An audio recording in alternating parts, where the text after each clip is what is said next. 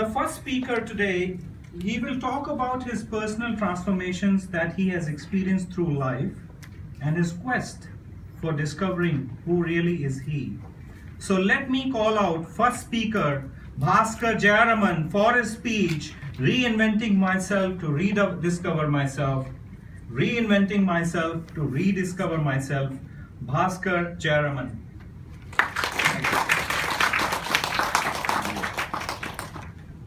A very, very good evening to all of you. Let me begin by sharing with you that I'm a little over 52 years of age. Are you guys thinking, why am I sharing this as the first information about myself? What thoughts come to you? Anyway, the motivation is that I can then meet you during break time when you will say, you don't look 52, you look mid-40s. Mr. President, Toastmaster of the evening, fellow Toastmasters, and our distinguished guests. I welcome you to my maiden speech in this platform, which is Project One. I was trying to figure out what is it that I'm going to talk about. And luckily I read the manual, which made it easy for me by suggesting that you can talk about yourself. That's an easy topic. I mean, you really don't need to research much. But then what is it that is interesting about me that I can talk about? And these two words came to my mind suddenly, reinvention and rediscovery. And I said, that sounds like good. I mean, if I'm talking about reinvention and rediscovery, that brings in an aura of suspense, an aura of exploration. So I'm sure that would be interesting to this esteemed audience. So then I said, yeah, let me talk about reinvention and rediscovery. And then I said, what about reinvention and rediscovery can I talk in just 4 to 6 minutes? So that was a challenge. I have reinvented myself so many times over my last 52 years that I've forgotten who I am. So I have really discovered who I am over the rest of my life. So I said, fine, let me talk about reinventing myself to rediscover myself. And what I thought I'll focus on, because reinvention happens in all aspects of life, I thought I'll focus on my professional career, which has been a bit of a challenge for me. So after I did my schooling, I just joined the bandwagon and became an engineer. Not because I thought I would love to become an engineer or that I had special skills to become an engineer, but engineering would fetch you a job, pretty much, for sure. And all I was looking for then was to sustain myself and not depend on my parents. So I did engineering. I got a job into an automobile company, and then after working for a couple of years in the company, I realized there is very little of engineering that I'm really using. And then when I looked around and looked at some of the seniors in the organization, I also realized that the more and more senior you go, the further and further you go away from engineering. So I'm wondering, is this something that I want to continue to do?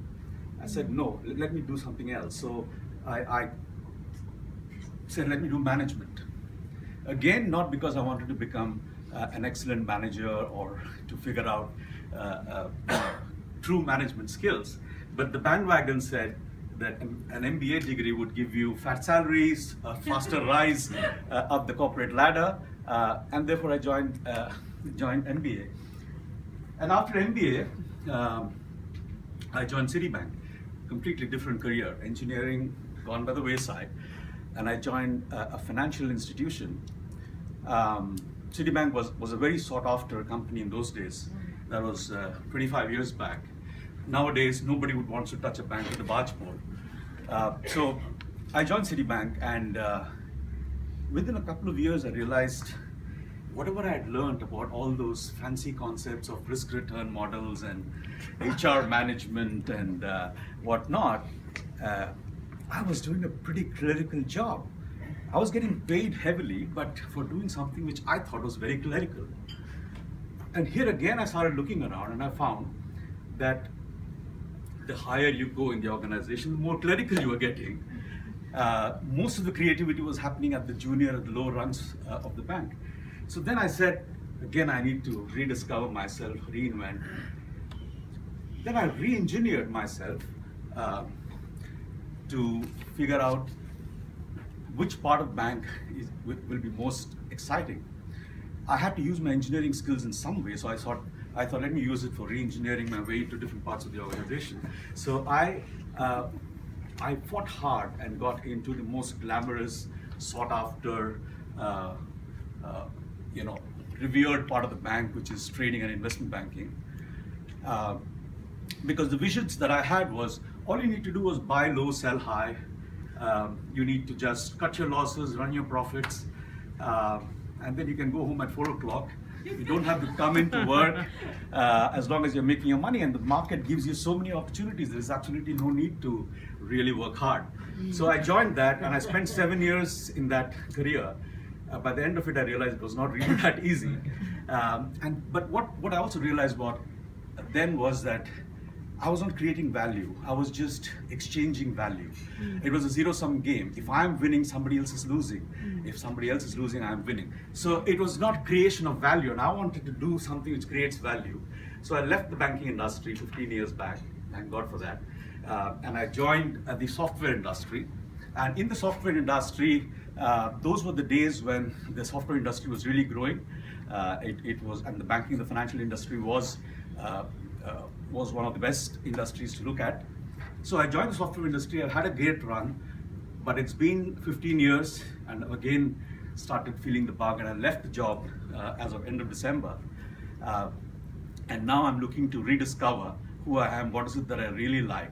And I want to use the next 9 sessions of Toastmaster to share that with you, so that by the time I reach Project 10 of inspiring the audience, I would have found my true inspiration. Thank you.